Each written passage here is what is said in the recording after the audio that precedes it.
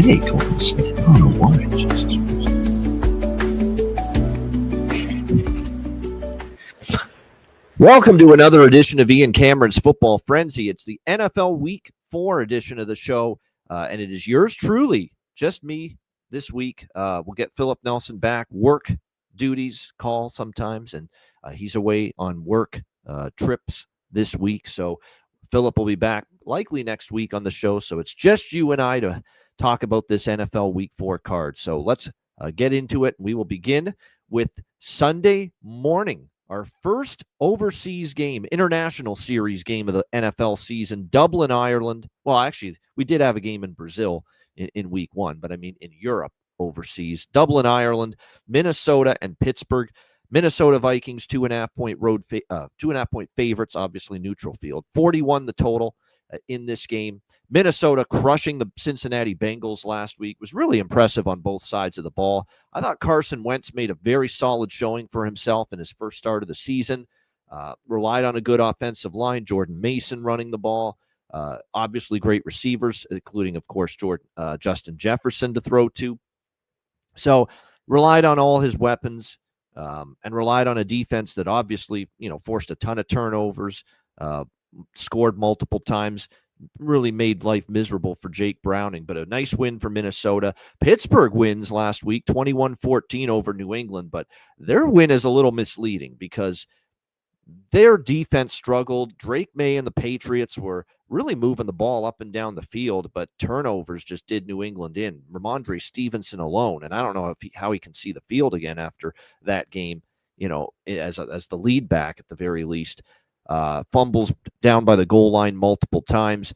Like New England was moving the ball, it seemed like the whole game against the Steelers defense, but turnovers just kept points off the board. So I still have concerns about what I'm seeing from the Steelers on defense. To me, they've not been very good on the defensive side of the football. You see that they gave up 32 to Justin Fields and the Jets, 31 to Seattle and Sam Darnold. And like I said, it could have been a lot worse than 14 points if not for those New England turnovers. New England still had 369 yards of offense, 250 through the air, 119 on the ground. So I think Minnesota here can move the football against Pittsburgh's defense in this game. So, and then you flip it around to Aaron Rodgers and the Pittsburgh offense, and, he's been all right. I wouldn't say he's been great. The run game has continued to struggle. They only got 47 yards rushing out of Jaylen Warren against the Patriots last week. And the Patriots overall, you see with the Pittsburgh numbers offensively, like I said, run game is 22nd in the league as far as rush yards per game. 23rd in yards per carry, so having trouble running the football, Rodgers having to do a lot of the heavy lifting. I don't know if that's bodes well for success. And Rodgers has seen the blitz. He's been around the block. Obviously, he's seen every type of defense throughout his NFL career. But those Brian Flores blitzing schemes for a guy that's now, in the tail end of his career, is that really a matchup and the O-line has had its issues for Pittsburgh. So, this could be some trouble for Pittsburgh to move the ball. I think the Vikings are just the better team. The price is cheap enough. I like the Vikings here. We'll take the money line. I like the team total, especially for Minnesota. You can still get that below a key number of 21 at a lot of places. You can shop around, find the 20.5. I think they get 21 here. And Pittsburgh's, don't be fooled by the 14 points that they allowed against New England, thinking the defense is back on track. If not for all the turnovers, New England's getting at least into the 20s, maybe even approaching 28, 30 points, if not for all those turnovers that they had. So I think the Vikings will have offensive success. I think they'll do enough defensively to get the win as well. Pittsburgh still shaky on offense as well. Again, the O-line has struggled to open up holes for the run game, which could put a lot of pressure on Aaron Rodgers. So I like Minnesota here. We'll go money line, split with team total, over 20.5. I think the over at this number might be worth a look too. 41 is a pretty low total. You never know about the field conditions here of these overseas games, but I think both teams can contribute enough to the scoring to put it over a very low total. All right, Philadelphia, Tampa Bay, as we move to the 1 p.m. Eastern start times on Sunday. Eagles, 3.5 point road favorites, 44 the total.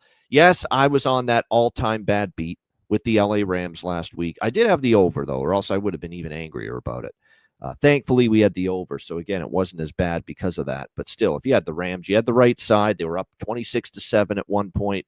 But then it was really the Philly offense got going, especially in the passing game with Jalen Hurts.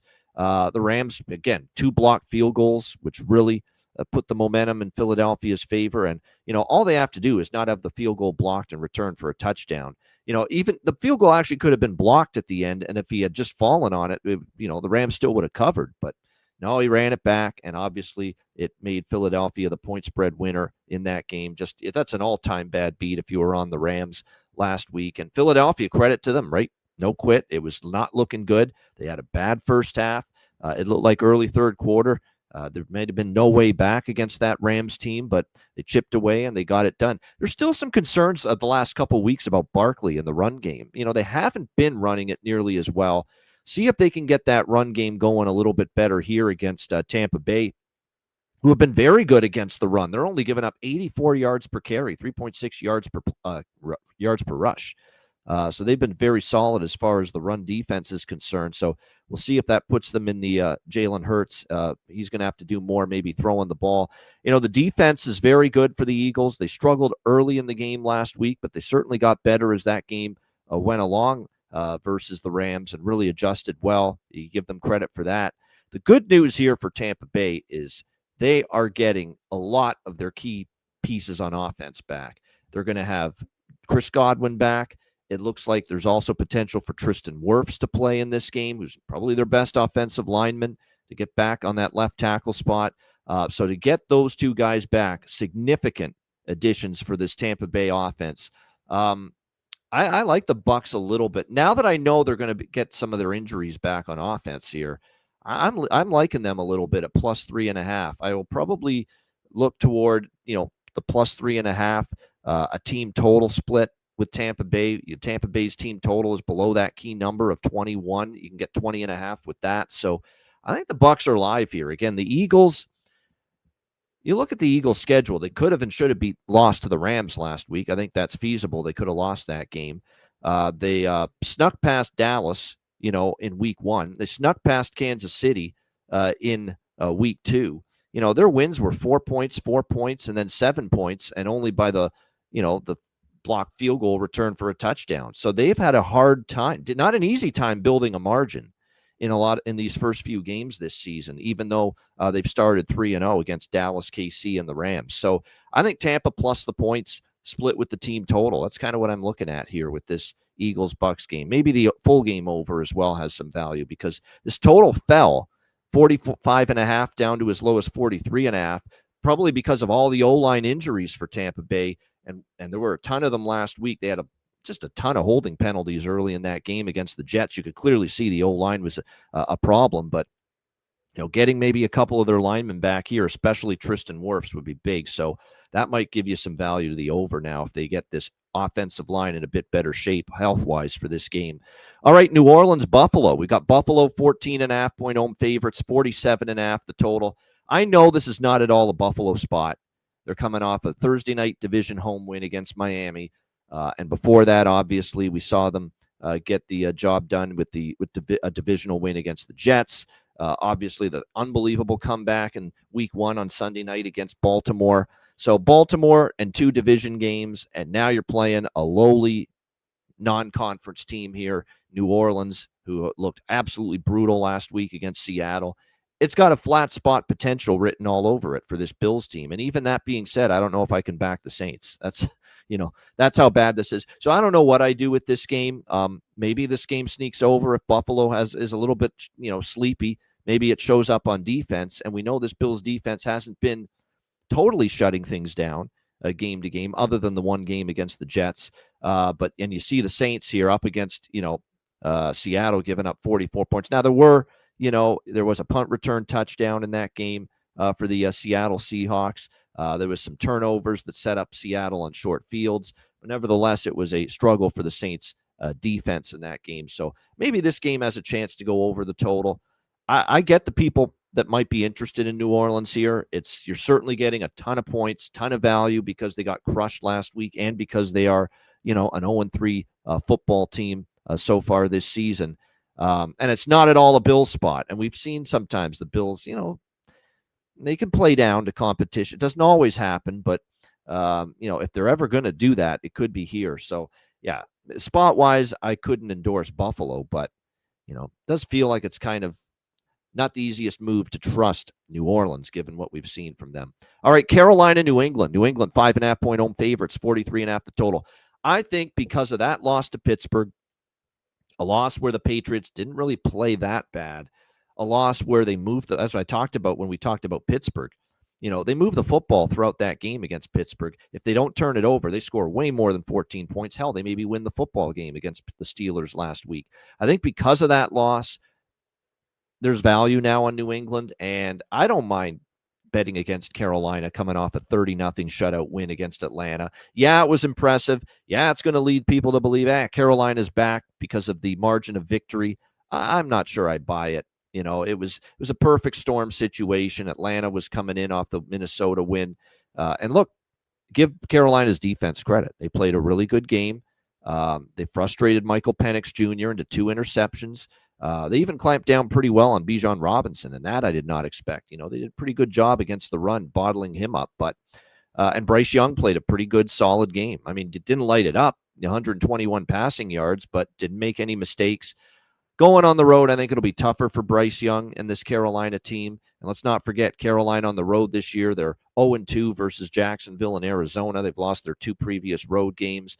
I think New England, coming off that loss, does have a good chance to bounce back here in this one. Now, you're not getting a bargain by any stretch, 5.5. I was hoping this would be closer to 3 or 4 with New England, but I like New England here minus 5.5. I'm going to split it with team total on the Patriots because let's be honest, I think there's a lot of value in the Patriots team total, which is 23.5, 24.5, depending on which book you're at after last week, because they should have easily scored into the 20s and probably 24 plus last week against Pittsburgh if they do a better job, taking care of the football in that game. Be very interesting to see what New England does as far as the running back spot here, because after what I saw last week, I think you just got to say, you know what? That's enough of the turnovers, Ramondre Stevenson. We got to just go give Antonio Gibson and Travion Henderson, the rookie out of Ohio State, more of a look, because we can't have that happen.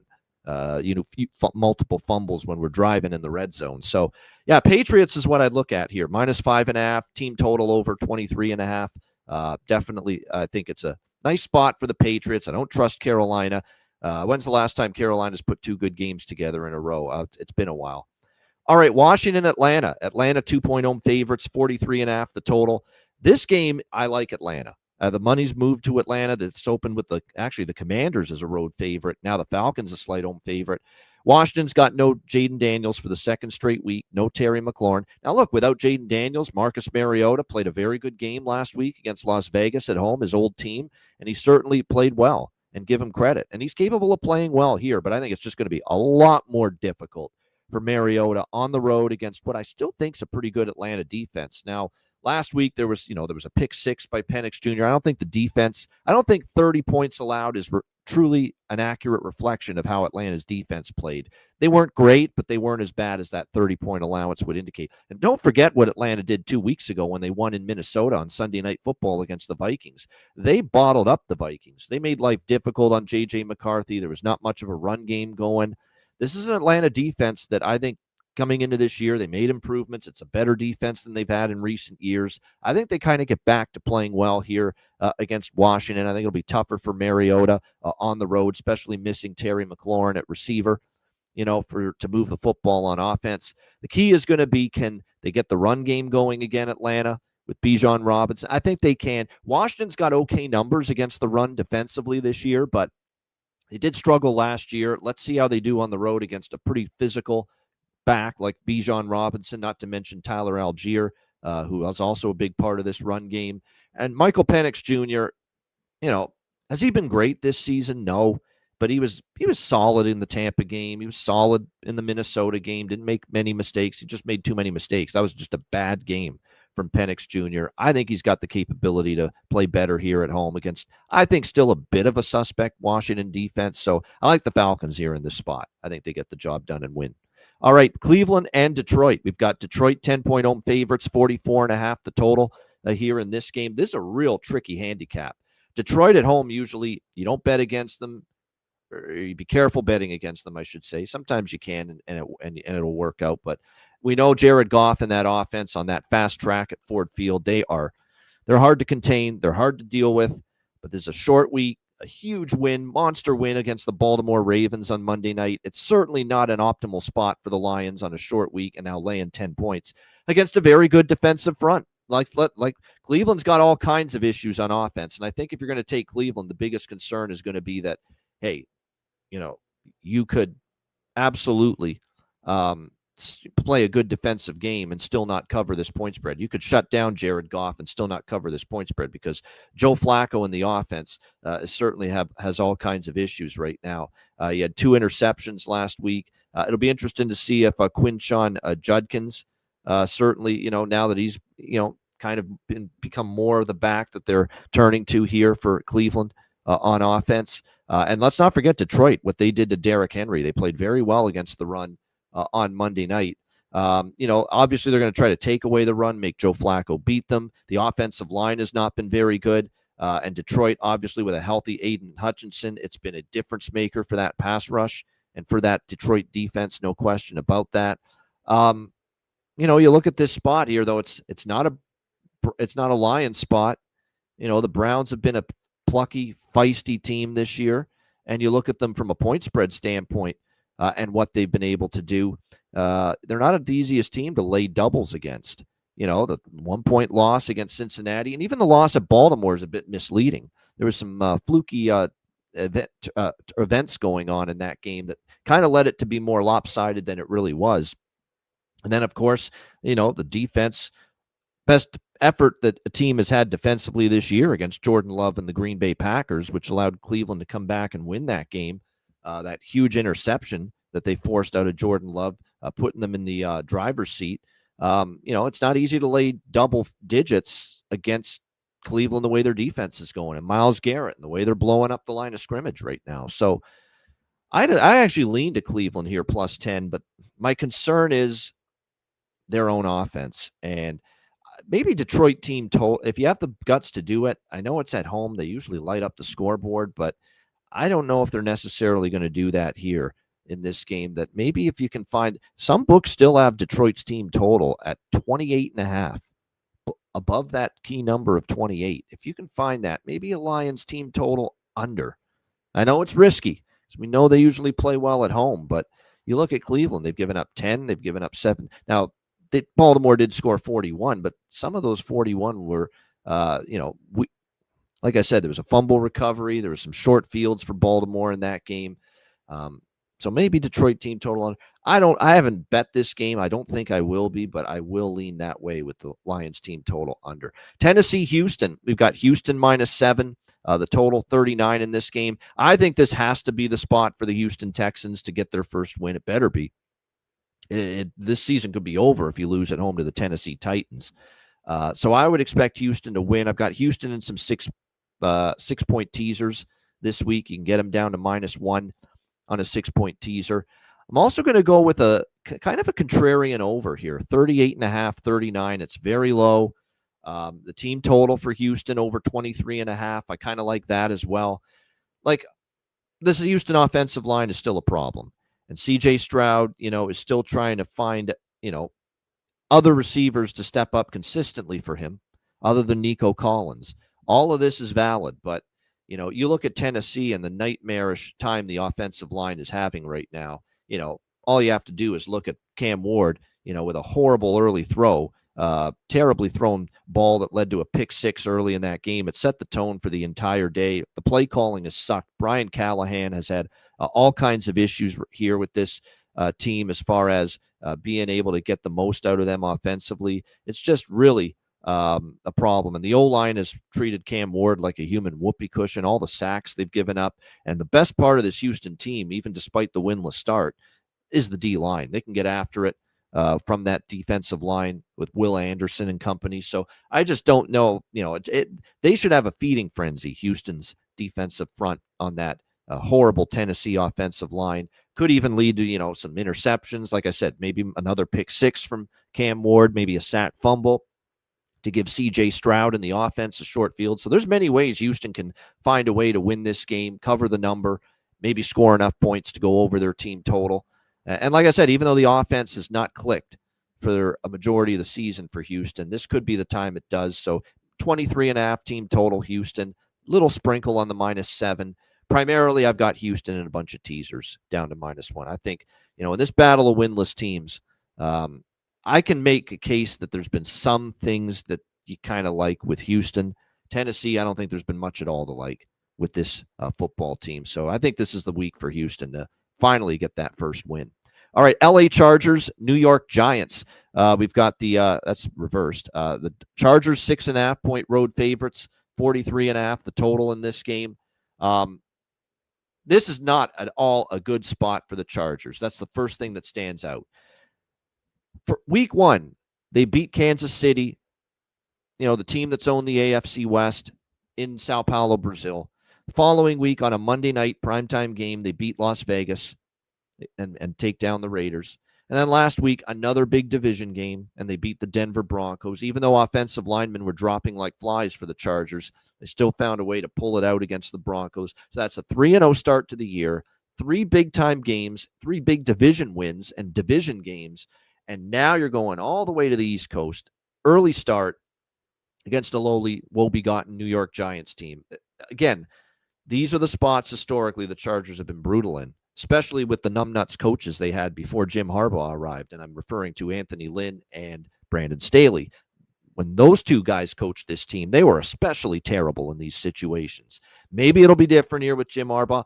And Jim Harbaugh, as he gets set to take on the New York Giants and Jackson Dart, who, of course, will make his first NFL start here, as it was announced earlier this week, replacing Russell Wilson. I think it's the right call. We've seen enough of Russell Wilson. Other than a horrible Dallas defense, he has struggled big time in the other 2 games. Get Jackson Dart in there, see what he can do. Jim Harbaugh is 4-0, straight up and against the spread versus rookie quarterbacks since he took over as NFL head coach with the Chargers. So he's been good in these spots. Can he be good here is the question. There are a lot of offensive line injuries, though, for the Chargers. They're already without Rashawn Slater. You look at the other parts of the offensive line, Mekhi Becton, he's also banged up going into this game, and also Bradley Bozeman as well, who's another one of their better offensive linemen. So you could be down 3 offensive linemen for this game. And there's not a lot of strengths you can say about the Giants right now, but the clear strength is the defensive line and the pass rush they can get from Brian Burns, Abdul Carter, the rookie, and, of course, Kayvon Thibodeau. So I would be very, very leery if the Chargers are depleted on the offensive line to lay 6.5. Hell, I'm leery to lay 6.5 with the Chargers here anyway because of the spot. 3 big-time wins. It's got just a clunker written all over it. But how do the Giants move the football against the Chargers? Do you really trust them? Dart probably gives them more mobility at the position with him. Is he ready to navigate what's been a very, very stout Charger defense so far? And you see what a healthy Derwin James has meant to this Chargers defense so far. That's going to be the question. I could see this being an low-scoring game. I can't lay 6.5, though, with the Chargers. That being said, I need at least 7 to even consider the Giants. You can't find a better spot, though, for the Giants than this. I will say that. For as bad as it's looked for them, you can't find a better spot for them than this. As the Chargers, this could really be a tricky spot. Off the 3 wins, not playing their best, not focused as much. The offensive line concerns, which means Justin Herbert could be under more pressure. There's reasons to think the Giants can make a game of this, but like I said, there's so much variance. What do we get from the rookie in his first start against a good defense? But I'll be honest, I would be closer to betting the Giants in this game personally than the Chargers. But like I said, I'd love to see 7 or better before I end up making a decision to go in on that. All right, Jacksonville and San Francisco. We've got the 49ers, 3.5-point home favorites, 46.5 the total. This is the first of 4 late games, 4 p.m. Eastern. I know they're getting Brock Purdy back, but there's still a lot of injuries here for the 49ers. And yes, Brock Purdy is back, so he'll return under center for this San Francisco team. Jawan Jennings may be back. George Kittle, we'll see. But obviously that'll help. Ricky Pearsall obviously has been very good stepping up with the injuries to the skill position group. Jacksonville, we'll have to see. Jacksonville has actually been pretty solid as far as their pass rush early in the season. Question is going to be, can they keep Purdy protected? If they do, the Jacksonville secondary is still not great. Well, it'll be interesting to see. The Jaguars are only okay against the run, so Christian McCaffrey could end up having a pretty good game here.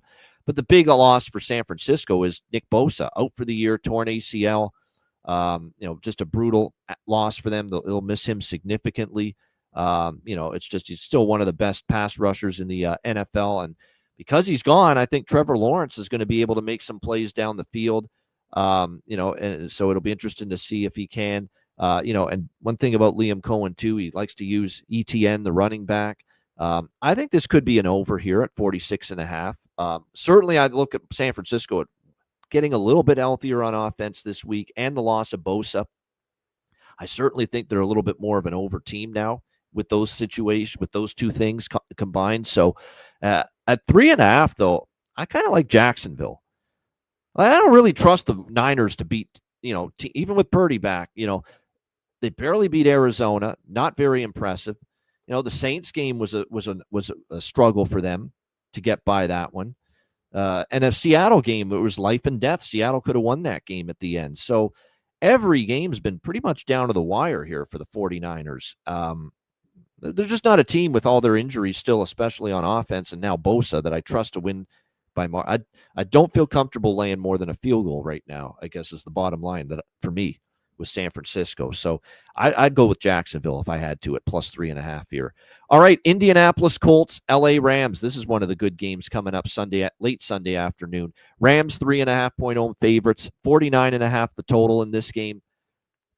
So the Rams are 3-0 against the spread, 3-0 straight up, 3-0 against the spread. They've clearly outperformed a lot of people's expectations. I'm not betting against them until I see, markets have caught up to them. But you do have to remember 2 of those wins were Tennessee and Miami, 2 pretty awful teams. And then the Denver win, they got bailed out by that 15-yard leverage call that gave Indy another chance at the game-winning field goal. Otherwise, they could have lost that game.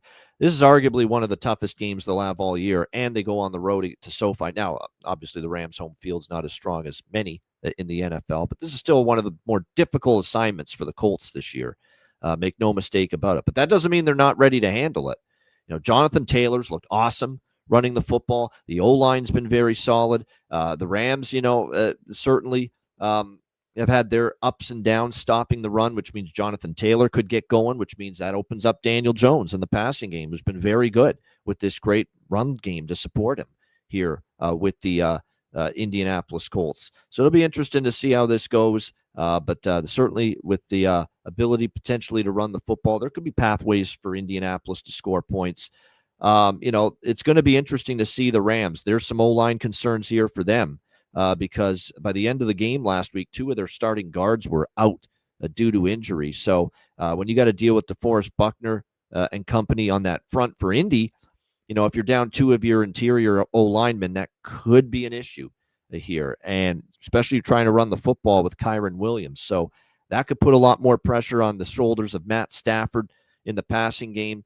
So if the O-line can pass protect, because I don't know how much they're going to be able to run the football here with Williams, but we know Stafford's got 2 tremendous receivers in Nacua and Devontae Adams, and that is still the biggest weakness to me of Indy's defense is the secondary. To me, you can make plays throwing the ball against them. So I think because Taylor should have success running it, and that'll ease the burden on Jones, I think Indy's got a pathway to move the ball and score points. I think the Rams have a pathway to move the ball and score points because they've been better in the passing game so far, and the secondary is the stronger weakness, the bigger weakness, I should say, of the Colts defense. So I like this game over 49.5. Nothing on the side.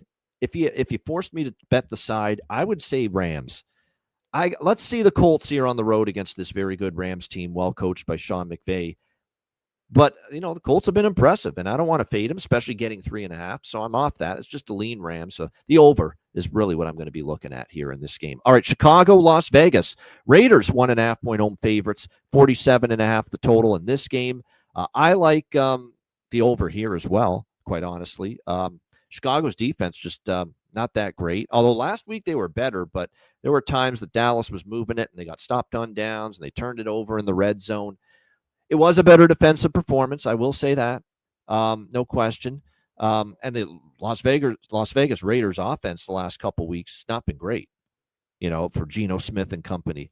But there hasn't been a great pass rush coming from the Bears. And that's important because the offensive line for Las Vegas has had all kinds of issues. But I think they are going to face a team that hasn't been providing the pass rush that some of the other opponents that the Raiders have faced. So I think the Raiders can get a little traction going on offense this week. We'll have to see. And Chicago has struggled against the run early in the year. So could Ashton Jeanty finally have that breakout performance that the rookie's been waiting for? So it's a potential, in my opinion. You look at the Raiders defense, then it's been porous, quite honestly. I mean, that's Marcus Mariota in his first start as a backup, lighting them up for Washington last week in that game. Chargers and Justin Herbert, had not much resistance from the Raiders defense the previous week either. So, 41 points allowed to a Marcus Mariota Commanders offense is definitely the biggest concern. And finally, last week, we saw this Ben Johnson offense led by Caleb Williams at quarterback finally get some, production and have a big day, put up points, score touchdowns. And you got to think the Chicago offense, as the longer the season goes, it's only going to get better. So I think there's enough reasons to think both teams can contribute enough scoring to send this game over the total. Better spot for the Raiders at home coming off, bad loss. But I just think more of the Bears at the moment, that maybe that first win gets them going a bit. So lean a little bit to Chicago. I prefer the total, though, in this particular game. All right, Baltimore Ravens, Kansas City Chiefs. This is, of course, the big game at the late afternoon slot on Sunday. Baltimore 2.5-point road favorites, 48.5 the total. This Baltimore defense, we need to really start talking about it. Hasn't been good. 38 points to Detroit, 41 to Buffalo in the two games against great elite teams and great offenses and banged up defense. Like, look at how much that defense, from a pass rush standpoint, and even their ability to stop the run last week against the Lions when the Lions were going up and down the field. Look how much they missed Kyle Van Noy. Look how much they missed Broderick Washington. Look how much they missed Nnamdi Madubuike, who to me is the biggest one of all as far as impact injuries on that Baltimore defense. They couldn't do anything without those guys. And Kyle Van Noy is very questionable for this game. I think Washington and Madubuike are both out. Those are two of your D linemen. There's also another injury on the D line to Travis Jones. They're a banged up defense, and we're seeing it's a vulnerable defense with those cluster injuries on the defensive line. So my first thought here too is, does this get Pacheco and Hunt, the two running backs for Kansas City, going?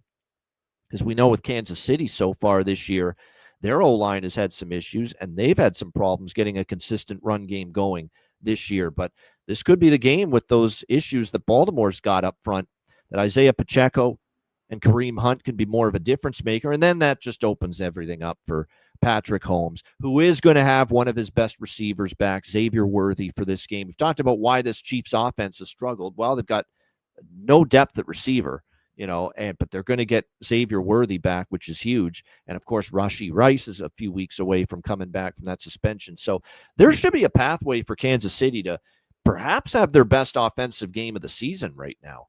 For a team that scored 22 or less in all three games, I think there's a chance they might be able to get their offense going here a little bit.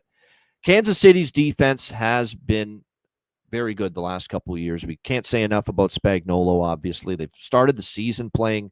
They didn't play great against the Chargers, and that was, Herbert and the company scoring 27 points. Philly scored 20. They shut down the Giants, but that with Russell Wilson, but that's not saying much. But still, the defense has been solid. It's obviously what's been a very good part of this Chiefs team the last few years. I think what would concern me a little bit here for the Chiefs is that they are giving up, their run defense is middle of the pack.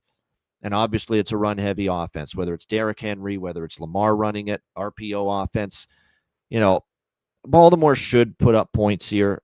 They're going to be able to put up points against most teams.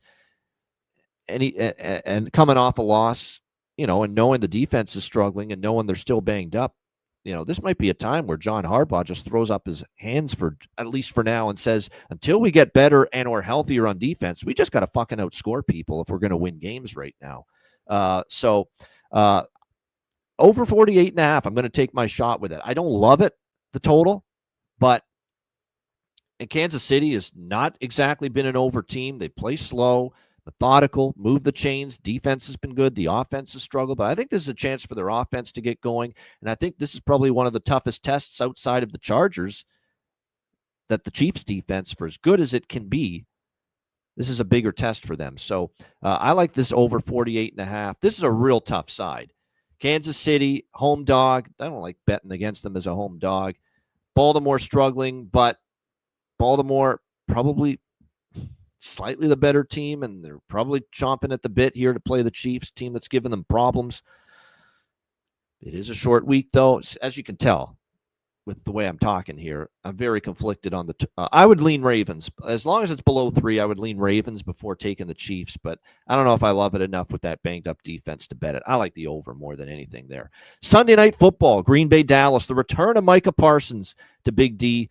Green Bay Packers, 6.5-point road favorites, 46.5 the total. Yeah, I laid it with Green Bay. Green Bay is in some teasers as well. I think Packers bounce back. Good bounce back spot. It's a wake-up call losing to Cleveland. You were up that entire game. You fell asleep late. Bad interception by Jordan Love.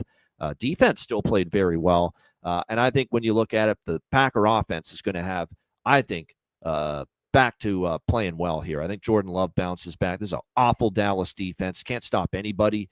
You can get 26.5 with the Packer team total over. I like that. I think they get 28 on this miserable Dallas defense. Dallas defense that, again, there's not one area of their defense that's not having issues. No consistent pass rush, no consistency stopping the run, terrible secondary. You can absolutely light up this Cowboys pass defense. So I think the options are all on the table for Jordan Love to be able to find multiple pathways to exploit this Dallas defense. It's been an over series history, 5-0 to the over in the last 5 meetings between the Cowboys and Packers since 2017. A lot of those were Aaron Rodgers Packers teams, but still, they've been a lot of high-scoring games. So I like Green Bay minus 6.5, a little bit Green Bay and some teasers. Green Bay team total over 26.5. I think the full game over could get there. Green Bay's defense, awesome so far this season, no question. They played great. But at home, you got to think Dallas can do enough, to get some offense going here in this game with Dak Prescott and company. I know they only scored 14 on the road at Chicago last week, but again, they turned it over in the red zone. They had some plays that kept points off the board. But I still think they'll be able to move the football here in this particular game. So, but again, the CeeDee Lamb injury is significant. I get it. When he went out of that game against Chicago, last Sunday, the whole thing, the game changed on a dime. The Dallas offense really had a tough time from that point on. So, yeah, that's why out of the 3 bets, Green Bay minus the points, Green Bay team total over, and the full game over. The full game over is the one I like the least in this game. Definitely, like I said, that's definitely the one I like the least. I prefer the Green Bay bets a little bit more. And like I said, when you look at it, Green Bay should be able to bounce back, move the ball. They do have a couple injuries on the O-line, but again, when you're talking about a non-existent defensive front as far as pass rush, Packers should be able to survive those issues here in this game. All right, let's go to Monday Night Football, where we have a doubleheader taking place. It is the New York Jets and Miami Dolphins. What did ESPN do to deserve this spectacular battle of winless teams here on Monday night? But here we go. And yes, just in case anyone was wondering, CeeDee Lamb is out for that Sunday night game against Dallas. That Sunday night game against Green Bay. We've got the Dolphins 2.5-point home favorites, 44.5, 45 the total here in this game. I think when you look at this matchup here, Jets-Dolphins, it's hard to back either team. This to me is one where I don't really want to get involved too heavily. This is one of those games where if a +3 pops up on the Jets, I'm taking it. Conversely, if the Jets were laying 2.5 and +3 popped up on Miami in this game, I'd probably take that too. That's what this game feels like. Both of these teams are struggling in various elements. Miami's defense has not been very good at all. It's been terrible. Tua and the offense has been a little bit better the last couple of weeks, but then he has that critical interception late in the game against Buffalo. I did like the fight we saw from the Dolphins against the Bills. Like, they played hard. That's the one thing I will say. They're a bad football team. Mike McDaniel's on the hot seat, but they did play hard against Buffalo, and they played hard for 60 minutes. So maybe that's enough to get them the win. The Jets are the Jets. We'll have to see, obviously what the quarterback situation is going to be for them. Will they have Justin Fields back, or is it going to be Tyrod? I thought Tyrod Taylor did okay. It is Justin Fields back. Yep. Justin Fields is back for the Jets. Tyrod Taylor did okay, but he still had that last week against Tampa, even though they lost. But that one mistake he made was crushing. And, when you're a team like the Jets, sometimes you can't overcome it. And that was that pick six he threw. That was a bad one. But it will be Justin Fields back on returning from clearing concussion protocol, and he'll be back. I definitely would lean Jets, but I'd love a +3 if I'm going to bet him here in this game. But yeah, it's Jets in a game like this, 2 winless teams. I'd rather gravitate to taking the points. So I lean New York Jets here, +2.5. Total 44.5. You look at these Miami games. We've seen their defense struggle. I think their offense can be capable. Could it go over? It's 44. Like, we're not asking for a ton of points in this game, 44.5. And we've seen with Miami so far this year, 2 overs. And the one game that didn't go over was that 33-8 loss to Indy. And if they had a little bit more offense in that game, that's probably an over. So, yeah, I would look at an over here, 44.5 on Monday night down in Miami. All right, Cincinnati, Denver, the second half of the Monday night doubleheader. Broncos 7.5-point home favorites, 44.5 the total. I don't know how to have faith and confidence in Jake Browning against a pretty good defense on the road after what I saw last week against Minnesota. He was just deer in the headlights, couldn't handle the Brian Flores blitzes. It was a horrible day for Jake Browning. He's capable of playing better, and I think he will, but 2 interceptions. He was just under pressure all day. The offensive line still an issue for Cincinnati against Minnesota.